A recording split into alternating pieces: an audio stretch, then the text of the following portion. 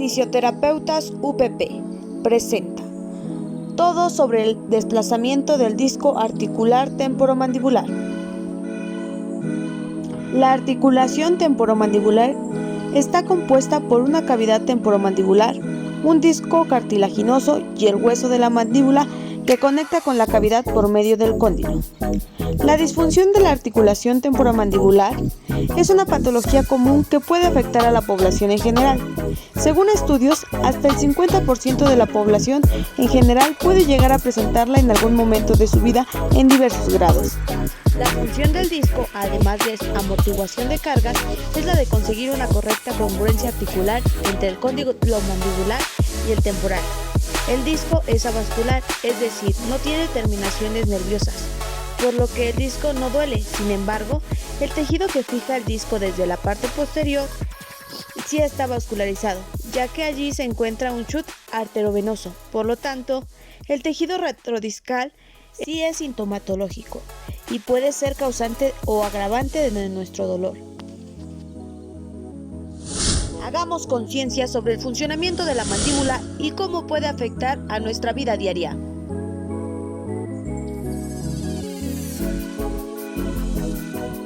Pero comencemos. ¿Qué es el desplazamiento?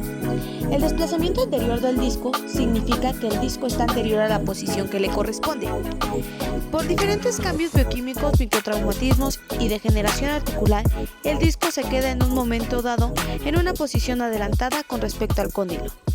Al estar en esta posición, para realizar el movimiento de apertura, el cóndilo necesita reducir el desplazamiento del disco o igualarse con respecto al disco. En el momento que se reduce el desplazamiento discal, se escucha un clic o un pop. Podríamos decir que es el síntoma por excelencia del desplazamiento discal con reducción. Cuando este estado de desplazamiento discal se perpetúa o se empeora sin producir una correcta adaptación, la situación empeora y puede llegar a producirse un desplazamiento discal sin reducción. En este caso, el cóndilo es incapaz de sobrepasar el disco y por tanto se ve reducido el movimiento de apertura. Esto es lo que conocemos como un bloqueo agudo de la mandíbula. El desplazamiento con reducción o sin reducción del disco de la ATM es la causa más común de las alteraciones internas en la función de la articulación. Como ya se ha ido mencionando, algunos de los síntomas de esta patología resulta en la disminución del espacio articular, chasquidos o crepitación durante los movimientos mandibulares, así como inflamación y compresión del tejido bilaminar, resultando en dolor y pudiendo llevar a una posición alterada de los dientes con limitación de la apertura bucal. En el peor de los casos, esta patología puede llevar a artritis o a haber una reabsorción condilar. La sintomatología dolorosa está generada por la presión existente sobre el tejido retrodiscal, entre el cóndilo mandibular y la eminencia articular, mientras el disco articular se encuentra desplazado anteriormente. Esto se agudiza con la apertura bucal debido al movimiento que el cóndilo mandibular realiza hacia la parte anterior e inferior. Estudios realizados con resonancias magnéticas demuestran que aproximadamente el 30% de las articulaciones aún asintomáticas presentan evidencia del desplazamiento. Estos estudios demuestran que aun cuando el desplazamiento del disco puede existir, no necesariamente el paciente requiera dolor. En cuanto a los ruidos articulares anormales, como chasquidos y crepitaciones, se han demostrado que se encuentran presentes entre el 30 y 50% de la población en general. Muchos individuos con chasquidos articulares probablemente presentan alguna forma de desplazamiento, aun cuando no es necesario refieran el dolor. La presencia de chasquidos en asociación con el dolor se ha reportado más a menudo en mujeres que en hombres. Algunos de los factores relacionados con la etiología del desplazamiento anterior del disco se han asociado al trauma, sobrecargas funcionales, laxitud articular y enfermedades degenerativas articulares e incremento en la micción entre las distintas estructuras de la articulación durante el movimiento. También hay evidencia relacionada a la hiperactividad del músculo pterigoideo lateral, así como los factores oclusores, Como lo habíamos mencionado anteriormente, esto se clasifica en dos tipos: con reducción y desplazamiento sin reducción. La diferencia entre estos es que con reducción es la fase crónica del sin reducción, y en el de sin reducción existe un crepitar o un chasquido. Ha llegado el momento de hablar del tratamiento. El tratamiento se puede dividir a grosso modo en conservador y quirúrgico. Los criterios para elegir el tipo de tratamiento incluyen la edad del paciente, tiempo en que el disco ha estado desplazado, sintomatología dolorosa del paciente, grado de limitación funcional y fallo en el tratamiento clínico conservador previo. La terapia conservadora consiste en un decreto voluntario y o forzado en la función, usando para esto relajantes musculares, termoterapia, dieta blanda y guardas oclusales por el tiempo que va de 2 a 18 meses.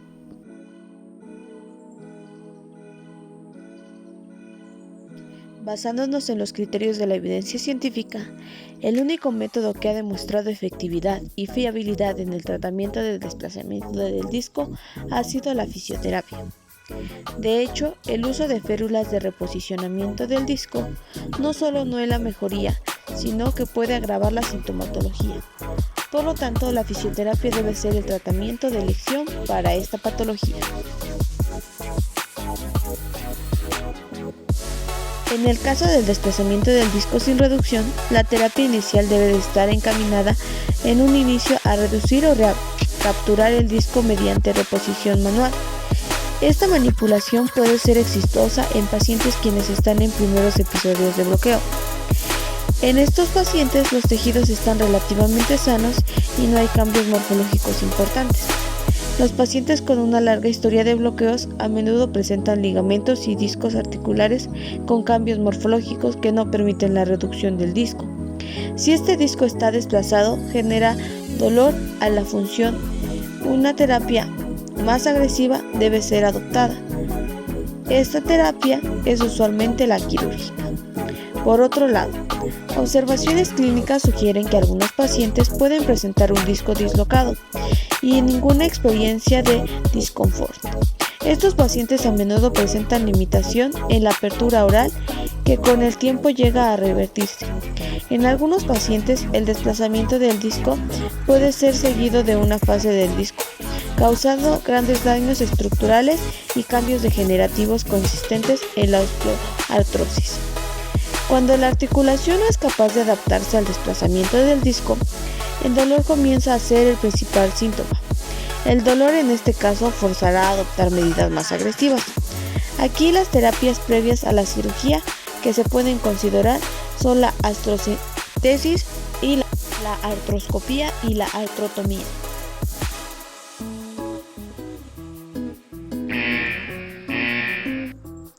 Llegó el momento de presentar un caso clínico. En este caso tenemos paciente femenino de 37 años de edad, el cual cuenta con el diagnóstico de desplazamiento anterior del disco articular sin reducción, sin antecedentes de importancia para el padecimiento actual. El paciente refiere sintomatología dolorosa importante de 9 en la escala visual analógica EVA, de 1 año con 9 meses de evolución, predominante a la apertura bucal. Refiere también episodios de imposibilidad para la apertura bucal. En la exploración física extraoral se presenta con sintomatología dolorosa a la palpación de la región prearticular, más acentuada del lado derecho, con apertura bucal máxima de 25 milímetros y sintomatología dolorosa a la misma, sin presencia de ruidos articulares. Los movimientos de lateralidad se encuentran limitados a expensas de sintomatología dolorosa. Intraoralmente, con fórmula dentaria completa y restauraciones múltiples en adecuado estado. Se le solicita tomografía lineal con boca abierta y cerrada en la cual se observa limitación al movimiento de traslación predominante del lado derecho y sin datos de osteoartrosis. Con datos clínicos y radiográficos obtenidos se realiza el diagnóstico de desplazamiento anterior del disco articular, por lo que se inicia el manejo conservador mediante analgésicos relajantes musculares, uso de guarda oclusal y dieta blanda sin que se presente mejoría significativa. Posteriormente se realiza artrocentesis en articulación del lado derecho, mejorando la apertura bucal en 5 milímetros, de 20 a 25 milímetros, pero con persistencia de sintomatología dolorosa en forma importante. En conjunto, el tratamiento conservador se lleva a cabo por espacios de 6 meses. Debido a la persistencia en la sintomatología dolorosa y a la limitación de la apertura bucal, se decide realizar la aplicación del disco condylar del lado derecho. Mediante intubación orotraqueal se realizó abordaje preauricular conforme lo describe Ellis, hasta llegar a la cápsula articular misma, que fue incidida en T para posteriormente localizar y explorar los elementos articulares. Se liberó el disco articular de su posición anterior, así como de su inserción en el polo lateral del cóndilo, para ser traccionado en sentido posterior y lateral, verificado que éste no estuviera perforado. Se revisaron las superficies articulares óseas con la finalidad de descartar la presencia de irregularidades tales como osteofitos. Al no existir estas, no se realizó ninguna osteoplastia.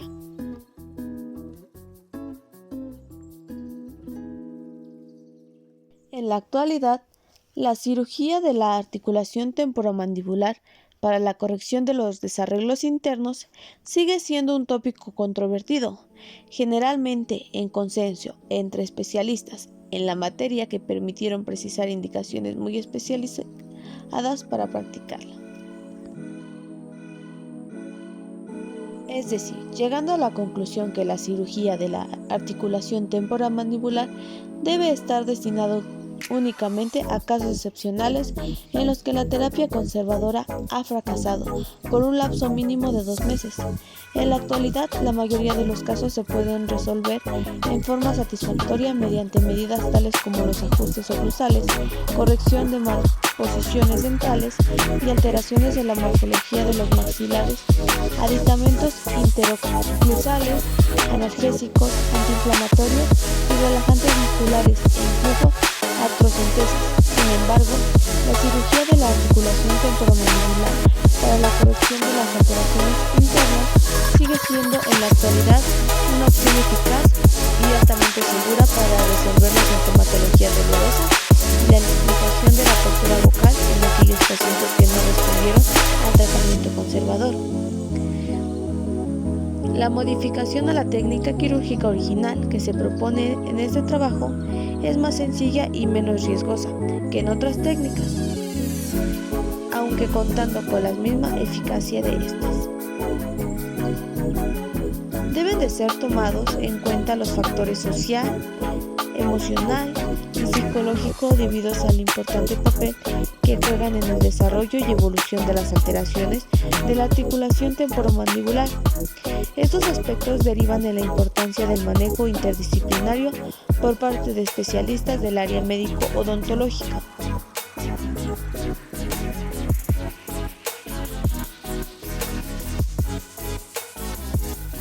Como protesistas, ortodoncistas, psicólogos y psiquiatras que pueden dar un tratamiento adecuado e integral a la etiología del padecimiento, solo tratando por una parte el factor desencadenante de la alteración anatomofisiológica y por la otra las consecuencias de este mediante el proceso quirúrgico que remodele y reposicione las estructuras anatómicas alteradas y podrá procurarse un mayor porcentaje de éxito.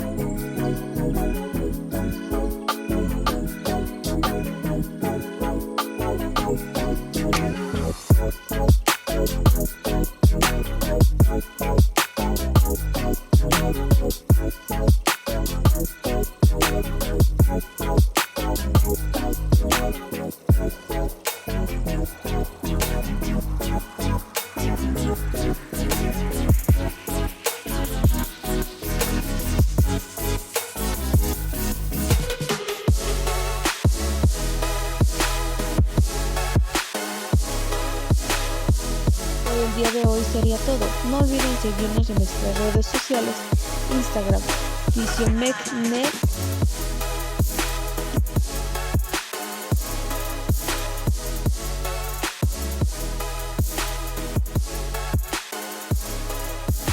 y en Facebook como tu fisio de confianza, FisioNelMec.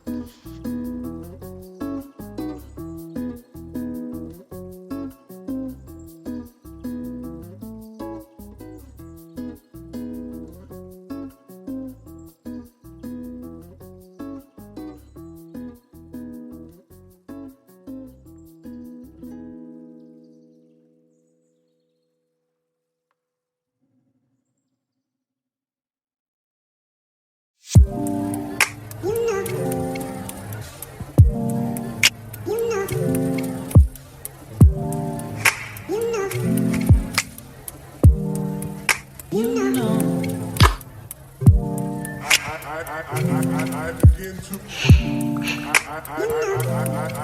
to